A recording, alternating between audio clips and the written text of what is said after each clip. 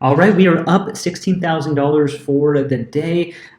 Tesla did pretty well. The market's kind of flat. But what we're going to talk about is the Tesla recall of 300,000 vehicles and why I think it's a good sign and why I think it actually means that Tesla might be undervalued. Now, that might sound strange, but let me give you my case.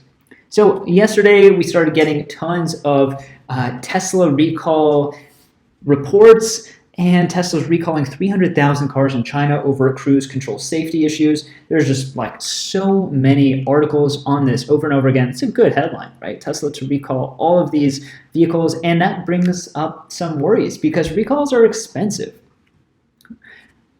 The auto industry recall problem shows that automakers and suppliers paid almost $11 billion in claims and recorded $10 billion in warranty accruals for U.S. recalls in 2016. That $222 billion is estimated 26% increase over the previous year, and maybe that just has kept going up. So recalls are expensive, and so what this does for shareholders is it makes them think, 300,000 cars, holy moly, 300,000 cars need to be returned. And in China, we're already, they're struggling to make sales. There's been a lot of issues with safety and braking that people have been saying has been going on, and there's been some rumors of low sales and all of this stuff. A lot of confusion in the market. So let's read this article, and I want to kind of give you the reason why I think that there's a sign in a good way. So Tesla began recalling more than 285,000 vehicles in China on Saturday over a safety risk concerning the vehicle's cruise control system.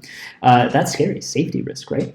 Cruise control in certain models can be activated when the driver tries to shift gears or accidentally touch the gear selector, because the cruise control is essentially where the gears kind of are. You tap down maybe when you're turning, resulting in accidental acceleration. The recall includes 35,000 imported Model 3 vehicles and 250,000 Model 3 and Y vehicles made in Shanghai. Customers will not be required to return the vehicles. Customers will not be required to return the vehicles. This is instead a free software update. So that's all it is. A recall, the definition of a recall is essentially that request from a manufacturer to return a product after the discovery of safety issues. Return a product. Tesla has this unique ability to have over-the-air updates. And it's weird that it's just an update. So this headline could have been Tesla improves safety with over-the-air update. But instead, it's this recall of 300,000 vehicles. And the first time I read this, I actually didn't even see this right here. I wouldn't be surprised if this was actually maybe updated or something. But when I read this, I was just like, recall. They said they're sorry, so that means that it is real. We apologize for any inconvenience. We're going to make sure everything is safe. And then this article goes into saying China has proven to be a difficult market for Tesla. The company has had 5 Chinese regulatory agencies questioning the quality of its Shanghai-made Model 3 cars. What's the context for that? Is that normal? Is that not normal? The electric car leader sold fewer than 26,000 cars in China in April, down 27% from March. According to figures released by the China Passenger Car Association, the drop came as Chinese vehicle manufacturers such as NIO, XPeng, Li Auto all reported improved domestic sales. You might notice this as domestic sales. So there's something there, right? Because the cars made in China might not be sold in China. So domestic, interesting. But these headlines, they just take over. People are panicking. They freak out. They see all of these recall headlines because that makes it sound more dramatic than it is. And if you look at articles about Tesla, I've been just over and over again proven correct that the media, for some reason, does not seem to like Tesla. Now, Tesla still has a pretty big short position in terms of the overall shares outstanding. So a good amount are shorted.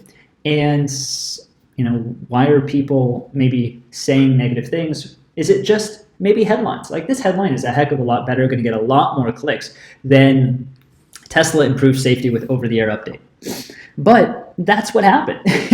And instead, it's using recall 300,000 cars.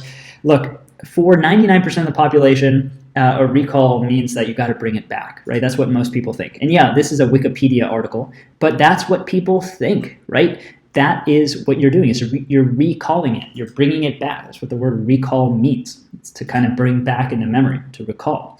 So this is just an indicator to me that there's still some FUD out there, some fear, uncertainty, and doubt around Tesla. And I like that. To be honest, the more fear, uncertainty, and doubt that's out there, the better I feel about my Tesla holding. And this is a core principle that I use for my investing, is that the more fear and doubt and uncertainty there is, the better, because that means that there's more support at the lower end. There's already support built up because people have already sold, they've seen headlines.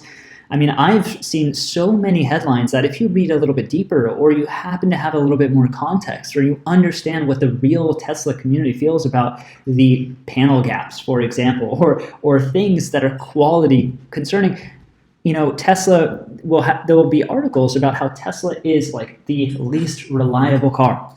But that same company ran a test on what is the most highest customer satisfaction car. And it was also Tesla. But it's going to get more headlines with the negativity. And maybe that's just natural. But I think that there is a lot of people out there that they want to look for the negative. And there's kind of this confirmation bias. I was amazed when I first started investing in Tesla that there were so many people that believed it was a scam, that Elon was tricking people into their Model 3 reservations, and he was never going to build a Model 3, and it was never going to happen. They were going to take your money. I mean, thousands of comments of beliefs of that. And then there's this confirmation bias about Elon, being a bad person or being ignorant, or the anonymous video. And you can think what you want about the character, but when you're making headlines that are just kind of misleading, and you're doing it for the clicks, that gives me a little bit of faith and desire. The time that I'm going to be panicking is when all the headlines are good and they're taken out of context in a good way. I love that they're taken out of context in a bad way, because that tells me there's some support. And so that's the same thing with any kind of market crash. If there are tons of people writing headlines about how the market's going to crash, guess what? To me, that's a good sign. I had a friend send me a video about how this expert now thinks there's going to be a market crash in April. And then he got on other YouTube videos and made other news appearances and said, nope, it's going to be in May. And there's a lot of just fear over it. And the thing is, the more there is of that, the better. Because the more there is of that out in the world, that means that people have already sold. The price has already gone down. And so the fear is when that stops happening. The fear is when people say, you know what, the housing market can never crash. This is the safest kind of investment. We can over leverage this to the moon. And that's when you get into danger like the Great Recession. So that's it for this video. I want to make a quick video just on my perspectives of negative news and how I actually like that. That gives me a little bit of support. That gives me a little bit of peace of mind. So the next time you approach some news article or something that actually was put out there, and then you look at the price, just realize that things start to be baked in. And the more negative things there are that are out of context, the more negative things there are that people are maybe not seeing the reality of, then that means that things are artificially lower. And so that's what I look for when investing. Thanks so much for watching. Like this video if that gave you a little bit of perspective on my thoughts. Thanks for hanging out. See ya.